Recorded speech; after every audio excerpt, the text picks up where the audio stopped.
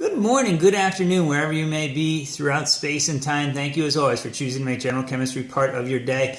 This is our very last video. I hope you brought your Kleenexes. Try to keep a dry eye. And in case I forget at the end, my friend here would like to wish you all happy holidays, happy new year, best wishes for the new year, Merry Christmas, Happy Hanukkah, and every other holiday that occurs between now and whenever you come back to Radford. I hope you are doing well, and let's get on with this last video.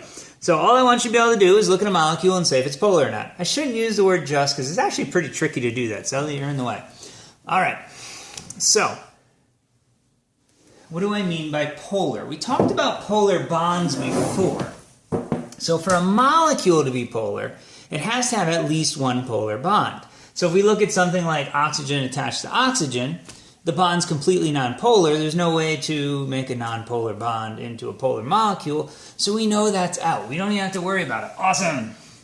Nitrogen attached to nitrogen, same molecule. Awesome. We know those are nonpolar. Carbon and hydrogen. Remember, hydrogen, we want to sit, it's old like your teacher, like Dr. Orwell, very old, from BC, before the Common Era. Put that hydrogen sitting right there between the B and the C, between boron and carbon. So those are equivalent, those are equivalent. So again, all those are out. We don't have to worry about it if you get a question like that. We do have to worry about ones that have polar bonds. Hydrogen and oxygen, big difference in electronegativity. Carbon and oxygen, big difference in electronegativity. So what you need to do is really two things. Draw the Lewis dot structure, but then draw the Lewis dot structure with the right geometry. I try very hard when I draw molecules for you guys to draw them with the right geometry just so you kind of learn it through osmosis.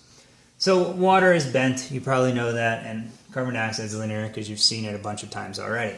But again, you do your 4 loops, that'd be a tetrahedron, cover up 2, you'd have a 109-degree angle, there's your water. Carbon dioxide, 2 loops, put them as far apart as possible, linear, there you go. Oxygen's always going to win in the struggle for the electrons, so it gets the negative end, the partial negative, the positives go on the other part. And then the question becomes, and there's really 3 ways to look at this, and I didn't bring the right color. There's 3 ways to look at this. What we really want to ask is there a net effect? If there's a net effect, if there is an overall dipole, it is a polar molecule. If there's no net effect, everything cancels out and the molecule is nonpolar. So in the case of water, there's 3 ways of looking at this. One is to literally kind of imagine the dipoles are strings that you're pulling on. If I were to pull on, in this case push, but let's just imagine pull. If I were to pull this way on both of these, would I move? So basically, if I had my arms out in front of me, and I at a 109-degree angle, so they're still in front of me, and I had 2 students here, which I do in class, and have you pull on my arms, would I move? Yeah, I would move forward, right? So same thing's going to happen with the molecule. Another way of looking at this same idea is where's the center of positive charge and center of negative charge? If they're in different places, there's a dipole. If they're in the same place, they cancel out. So the center of negative charge is easy. There's only one here. Where would be the center of positive charge? Well, it'd be the geometric mean between these 2 points. It'd be right here. So my overall net dipole is from here to here, and that's that net movement, if you remember, pulling on the arms in that same direction. Third and final way to look at this is to do vector addition. That's really what's going on. You could do one vector here, followed by another vector here, and the overall vector then is here. Once again, same net effect for the molecule. All of these things are illustrating there's a net effect. This is going to be massively polar. If we look at CO2, we can do a similar thing.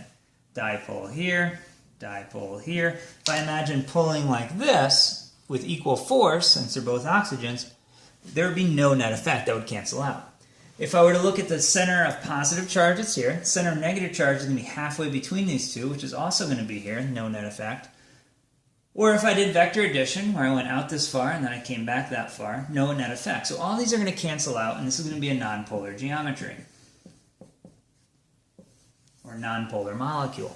Now, for those of you that are having trouble still with VSEPR, having trouble with 3-dimensionality, having trouble with vector addition and these types of ideas, is there a way to summarize this to get you mostly on the right track? Yes. So, Couple caveats here. All the outside has to be the same. If we pull with different forces, even if they're opposite each other, if one guy's stronger, I got a sumo wrestler and I got my 1-year-old on one side, they pull in opposite directions, it's not going to be equal force. So they got to be the same atom. And you have no lone pairs on the center. They're always going to cancel out. That's our beautiful Vesper shapes. Those beautiful hybridizations where the linear and the trigonal planar and the tetrahedral and the octahedral, they're going to cancel out. That's going to create a nonpolar molecule. Now we got to read carefully. Molecule still has polar bonds, nonpolar molecule. If there's one and only one lone pair in that center atom, that's the equivalent of taking one of those beautiful, beautiful balanced structures and taking an axe and cutting a leg off of it. If somebody came through behind me, swung an axe, and took a leg off this chair I'm sitting on, you would see me fall. It would no longer be a beautiful, balanced structure. It's always going to be polar. If we have 2 or more lone pairs, we got to kind of use a little common sense and look. So, for example, xenon tetrafluoride has 2 lone pairs. Water has 2 lone pairs. Then we got to get into the whole geometry thing. So this is 1, 2, 3, 4 sticks. Cover up 2 legs. Now I'm left with something that's got a net dipole. This is polar. If I look at xenon tetrafluoride, and I look at where the lone pairs are, I think it's obvious that those 2 lone pairs cancel each other out. They're directly across from each other. Voila, that's going to be nonpolar. And this, again, these 2 lone pairs do not cancel each other out. They're working additively, so that's going to be a polar molecule. So that's the general idea. How about, oh, there goes my Latin cap. And let's do a little practice. So again, we have to read carefully. The easy one is the bonds. If I ask you, circle all the following which have 1 or more polar bonds, we're just looking for a large difference in electronegativity. Remember our staircase. Fluorine is bigger than oxygen, and then bigger than the rest. So if I look at boron and fluorine, here's boron, different areas, that's polar. Nitrogen and fluorine, here's nitrogen, here's nitrogen, here's fluorine, different spots, that's polar. Carbon and hydrogen, they're both in the rest, but carbon and fluorine, or fluorine and hydrogen, depending on how it's put together, that's going to be 2 different areas. That's at least 1 polar bond. Carbon and hydrogen, no carbon, no hydrogen, nope. Sulfur and fluorine with anything, sure, and same thing. Okay. That's the easy part. If I change that word from bond to molecule, we still want to do that same thing so we can cancel out anything we don't have to worry about. Everything else, we have to draw a Lewis-Dot structure for. Once again, it helps if we draw it with the right geometry. I've done that here for you. And then we want to look, and basically, like I said, just use some common sense. We have 3 things that are all absolutely 100% identical. There's nothing else off the center. They're all pushing on each other equally. That's going to be a nice, beautiful, balanced picture. No go. They're going to cancel out. If I look at this one, we take the head off the tetrahedron, we got like a fat tripod. If I pull on the 3 legs of a tripod, so let's put it up center. If I pull on the 3 legs of a tripod, will it move? Surely it will. That has a net effect. There's a net dipole, actually, a net dipole going from the nitrogen to the fluorines, going this way. Now, if I look at this, it looks balanced, but hydrogen and carbon are balanced, and fluorine and carbon is not. So we have dipoles here, and then these have nothing going on. So we can see there's definitely a net effect pulling the molecule this way. This is polar. Just because there's 4 things equally balanced, they're not truly equal. Make sure they're the same on the outside. SF4, we have one of our beautiful pictures where we cut a leg off. That's no longer beautiful, that's no longer balanced, that is polar. There's the top and the bottom cancel.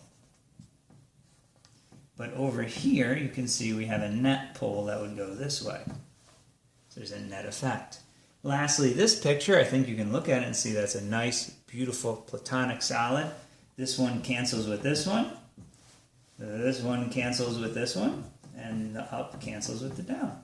So that's all balanced. So that would be nonpolar molecule composed of polar bonds. And that is all, folks. Once again, and forever and eternity, thank you so much for being in my class It is a pleasure to try to get to help you learn chemistry. It's something I believe in, being good scientists, being good stewards. And I hope you enjoyed this class. And I hope you're taking in the video just like this little guy is right here. And happy holidays.